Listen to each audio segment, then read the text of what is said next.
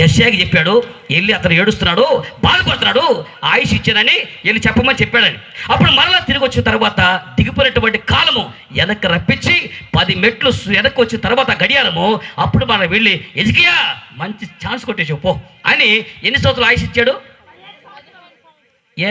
ఇంకొక 5 ఏళ్ళు ఇస్తే ఏమైంది అడగడం మన ప్రభువా, ఇంకొక 15 సంవత్సరాలు ఇవ్వకపోతే 10 ఏళ్ళు, 12 ఏళ్ళు, 13 ఏళ్ళు, 16, 20 అనొచ్చు కదా.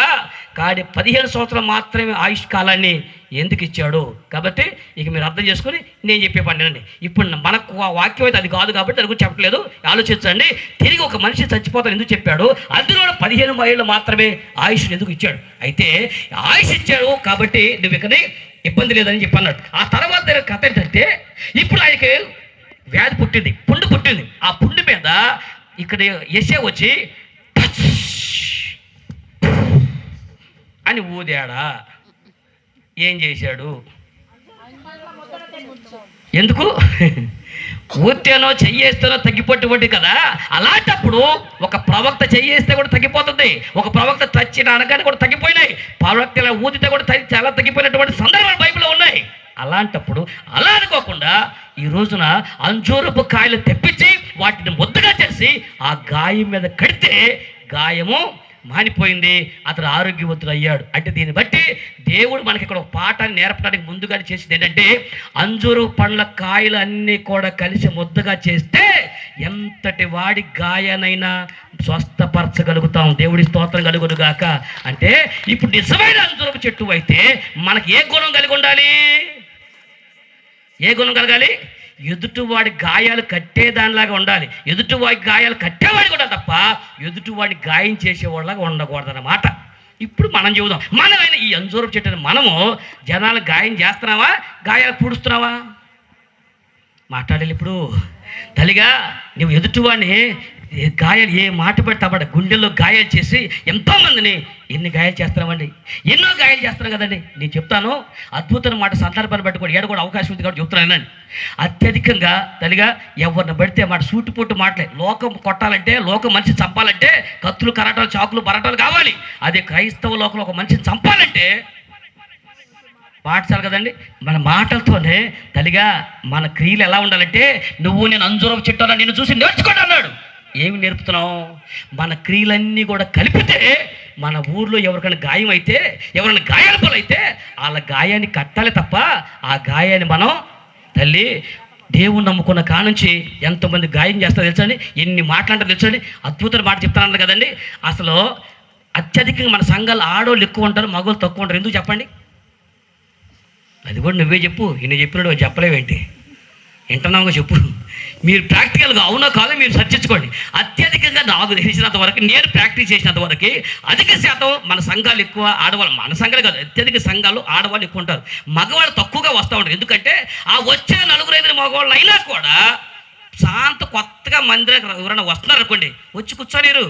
ఈడ కూర్చుని అంటే ఈడు వచ్చాడే, ఈడు కూడా ప్రార్థనకు వచ్చాడు.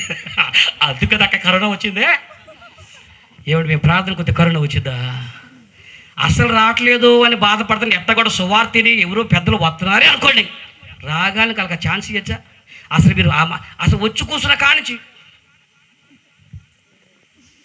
ఎట్ట 4 సార్లు చూస్తే ఎవరైనా వస్తారండి ఎక్కడికి? అవునా మీరు చెప్పండి తల్లిగా. పోనీ అటు సంఘానికి వచ్చేవాళ్ళు పరిశుద్ధులు ఏం కాదండి. ఇప్పుడు మేము పరిశుద్ధమని చెప్పి ఇక్కడికి వచ్చామా? పరిశుద్ధపరచబడతామని సంఘంలోకి వచ్చాం. దేవుడి స్తోత్రం కలుగునుగాక. సంఘానికి వచ్చినప్పుడు కొంచెం తెలిసి ఉంటే తెలియకుంటాయి కాబట్టి ఎవరిని గాయం చేయొద్దండి. నెత్తినోరు కొట్టుకుని బతిమలాడుతున్నా పెద్దలుగా ఉండి వాళ్ళు పనులని చేస్తారు తప్ప వచ్చి వాక్యం చెప్పండి చెప్పటల్లా. అర్థమైందా? మా పెద్దలు, మా పాస్టర్ గారు అన్నారు, అయ్యా సంఘంలో అన్ని బాధలు పడుతున్నారు, మీరు చక్కగా సంఘం నడిపిస్తున్నారు, కొంచెం వాకింగ్ కూడా చెబుతూ ఉండండి అయ్యా అని అంటే, పాస్టర్ గారు మాకు ఎందుకంటే మీరు కానిచ్చండి, మీ వెనక మేము ఉంటాం కదా అంటే, లెంట్ డేస్లో మా పెద్దలను బతినాడు 1 సంవత్సరం మా పెద్ద గారిని రెడీ చేసి, అయ్యా ఒక్క మాటనా చెప్పు, అయ్యా ఒక్క మాటనా చెప్పు అంటే, సరే పాస్టర్ గారు మీరు అడిగారు కాబట్టి ఈసారికి మేము ప్రయత్నం చేస్తా అని అన్నాడండి. ఆ మాట అంటావు సాల్ అయ్యా అని అన్నారండి. అందుకని 7 మాటలు ఒక మాట పాస్టర్ గారికి, సంఘ పెద్ద గారికి ఏర్పాటు చేశాం. మొదటి మాట స్త్రీ సమాజంలో ఒకరు తీసుకున్నారు. ఆ మొదటి మాట సిరులో పలికిన మొదటి మాట ఏంటండి?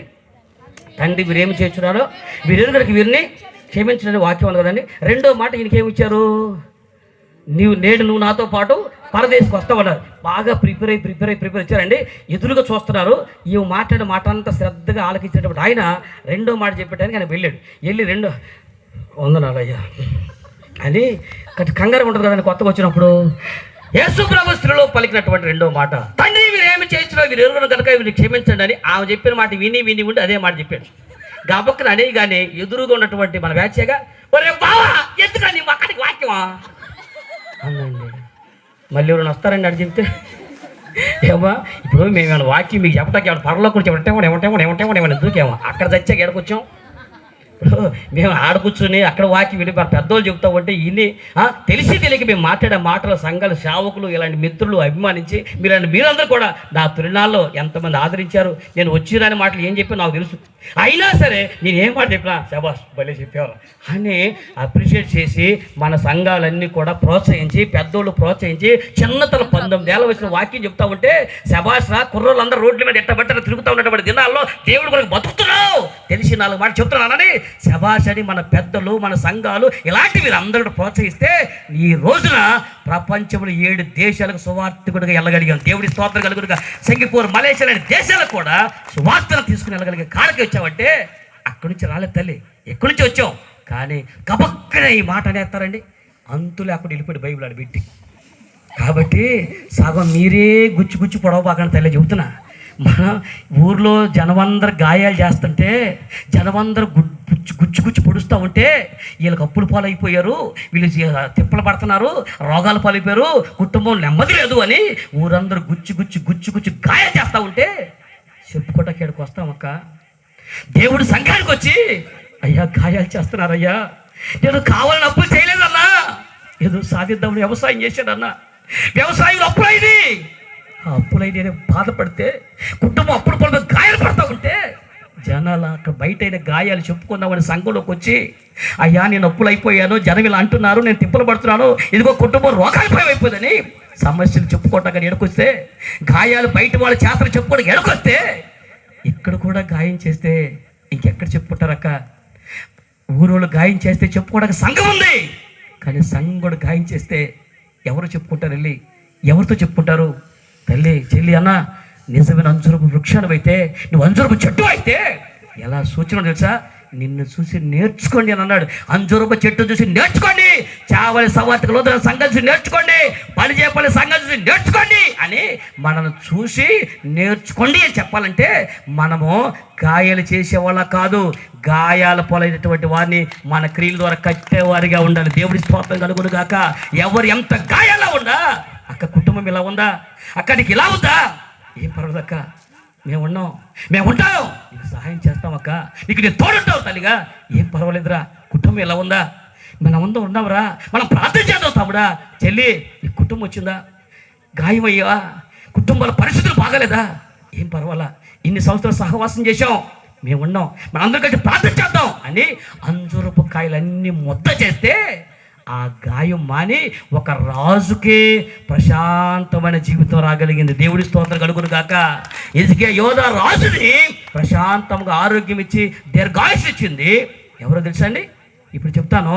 అంజూర పొడులు అన్నీ కలిస్తే ఒక వ్యక్తి మరణాన్ని ఆపిని. ఇప్పుడు మన అందరం కలిసి బతికేవాడిని కూడా చంపాలి, పూర్తి చేస్తారు చేయనా?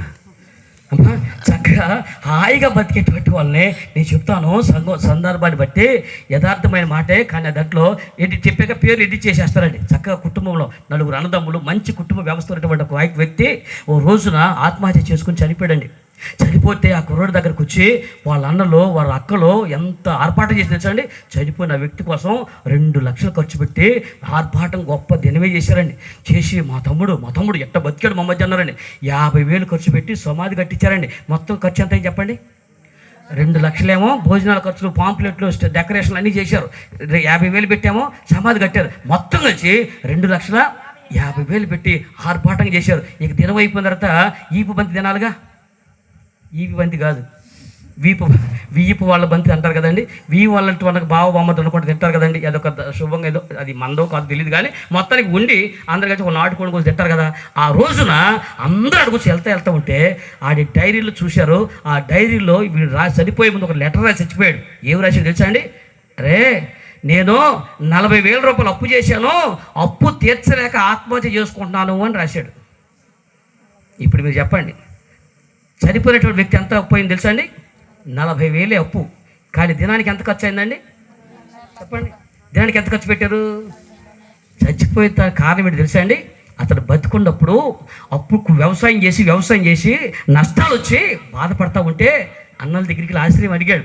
అన్న నాకు సహాయం చేయండి రా, నేను కొంచెం అప్పుల్లో ఉన్నాను, బాధలో ఉన్నానంటే ఏడెత్తావరా, నువ్వు చేసి వ్యవసాయానికి ఎన్ని అప్పులు వస్తారా, కౌలు డబ్బులు వస్తే మాత్రం అప్పులు తెచ్చుకొలుగుతావా అని అన్నలందరూ మొఖం చాటేసి ₹1 డబ్బులు ఇల్లండి.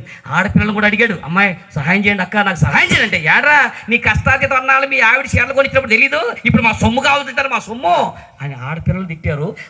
అన్నలు చూసి అలా చేశారు.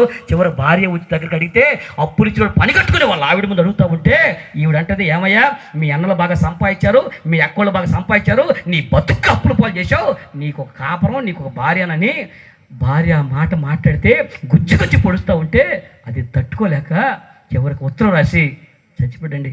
తల్లి, ఈ రోజున ఒక వ్యక్తి అప్పుల పాలు కావాలని చేయడుగా, ఎవడు కోరుకొని అప్పులు చేసుకోడుగా, ఎవడు కోరుకొని సమస్యను ఎత్తినేసుకోడుగా, ఏదో సాధిద్దామని ప్రయత్నం చేశారు, ఏదో చేద్దాం అనుకున్నాం, వ్యాపారమే చేద్దాం అనుకున్నారు, వ్యవసాయం చేద్దాం అనుకున్నారు, కష్టాలు పాలయ్యి దుఃఖాలు పాలైపోతే దెప్పిపొడి మాట మంచిదేనండి, నోరుంది కదా ఏ మాట పడ్డ మాట్లాడారు, ఇప్పుడు అది ప్రాణం మళ్ళీ తెస్తారండి?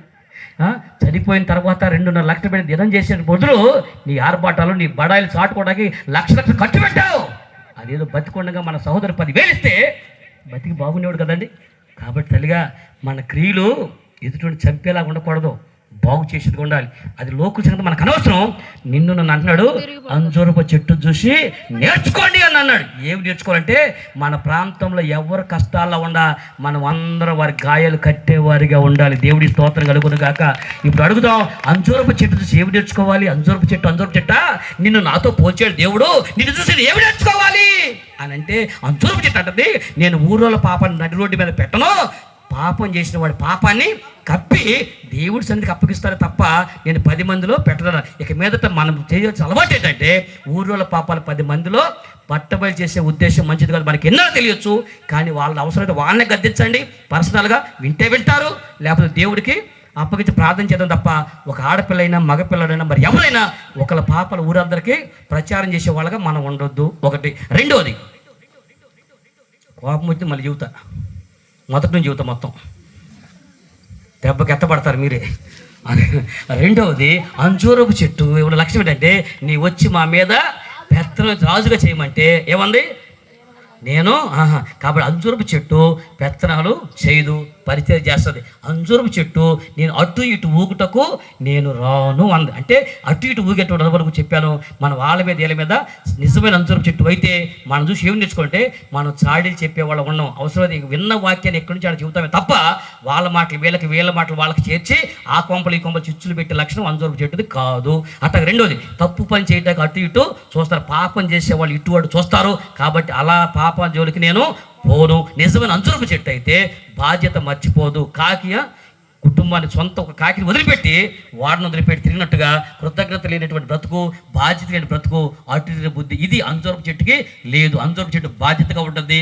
అంజూరపు చెట్టు ఇప్పుడు కృతజ్ఞత కలిగినటువంటి స్వభావాన్ని మనకు అర్థమైంది. తర్వాత లక్ష్యం చెప్పాము, అంజూరపు చెట్టుకి ఉండేటువంటి నిర్భయముగా నివసిస్తారు. కాబట్టి మన ఇంటికి వచ్చినా మన దగ్గర సంఘానికి వచ్చినా ఎవరైనా నిర్భయంగా నివసించాలనగా మనం ఇతరులకు ఆతిథ్యం ఇచ్చేవాళ్ళగా ఆతిథ్యం చేసేవాళ్ళగా ఉండాలి తప్ప మన వల్ల సమస్య సృష్టించి ఎదుటి కడుపులు కొట్టేవాళ్ళగా కొంపలు కూర్చేవాళ్ళగా ఉండకూడదు.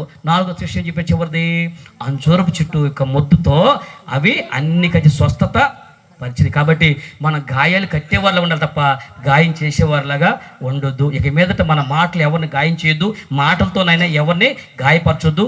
మనము ఎవరైనా గాయాలు ఉంటే నీ మాటతో వారి గాయాలు కట్టండి, నీ క్రియలతో వారి గాయాలు కట్టండి. వారి బ్రతికివాడు తప్ప ఎదుటివాడు బతుకుని తీయొద్దు. ఈ లక్షణాలకు నీకుంటే నువ్వు అంజూరపు చెట్టువే, నిన్ను చూసి నేర్చుకుంటుంది. ఈ లక్షణాలు మన సంఘానికి ఉంటే మన దేవుడు చెప్తాడు, ఈ సంఘమును చూసి నేర్చుకోండి అని చెప్తాడు. అలాగే ఈ రోజు నుంచి ప్రభువా నిజమైన అంజూరపు చెట్టు వల్లే నన్ను చూసి నేర్చుకోమని సమాధానం చెప్పావు. ఇక మీదటి లక్షణాలను స్వతంత్రించుకుంటానని లోపాలు ఉంటే రాత్రి సరి చేసుకున్నాం. నిజమైన అంజూరపు చెట్టు వల్ల ఎదుగుదాము. నిత్య రాజ్యం అనేటువంటి యేసుక్రీస్తు రాకడ కొరకు ఎదురు చూసి ఆ రాజ్యంలో చేరదాం. దేవుడి మాటలు దీవించునుగాక. ప్రేమించి ఆహ్వానించిన దేవుడి సేవకులు డేవిడ్ రాజు గారికి, వారి కుటుంబానికి, వేదిక కూడా సేవకులకు, కూర్చి మీ అందరికీ పెద్దలకు పేరు పేరున మన ప్రభుని యేసు క్రీస్తు నామములో శుభాభివందనం. Thank you.